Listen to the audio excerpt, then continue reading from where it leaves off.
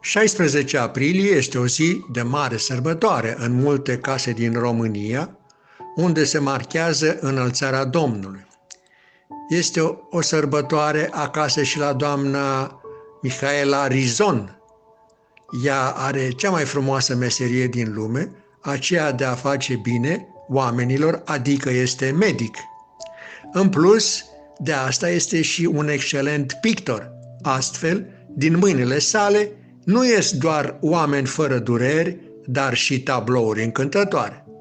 Dar, pentru că va mai trece ceva timp până când la radio se vor putea vedea și tablourile, astăzi vă prezint doar în cuvinte alese profilul său de om special. Vă rugăm frumos să vă prezentați. Sunt Mihaela Rizon, de meserie medic, am terminat facultatea de medicină dentară din cadrul Universității Ovidius din Constanța, promoția 2004. M-a atras de mică pictura și desenul, de aceea am urmat o școală generală cu profil de arte plastice, pictura în ulei și modelajul în lut. Dar mai mult decât atât, mi-am dorit să devin medic, stomatolog și am lăsat în urmă arta. După o pauză de aproximativ 24 de ani, mai exact în noiembrie 2016, am reluat studiul de desen, luând lecții online de la diversi artiști.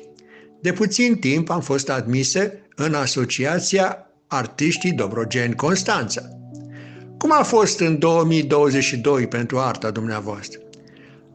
2022 a fost pentru mine un an destul de greu, dar care s-a încheiat până la urmă cu bine. Am participat la prima mea expoziție în București, la Club Lions, ca mai târziu să devin și membru al Clubului Lions București Rembrandt. Ce vă doriți pentru acest an, 2023? În 2023 îmi doresc să devin un artist mai bun, să particip la cât mai multe expoziții și, așa cum ne dorim toții, vreau să mă fac remarcată prin arta mea și nu numai. La final, aș vrea să știu cum doriți să fie lumea artei în general și lumea dumneavoastră în special. Lumea artei e minunată, ar trebui să nu fim egoiști și să-i ajutăm și pe alții să se dezvolte ca artiști, pentru că toți avem loc sub soare. Da, desigur, toți avem loc sub soare. În primul rând, au loc ascultătorii de la Radio Punct, pentru care a transmis un prieten fidel, adică Bunescu Aristotel.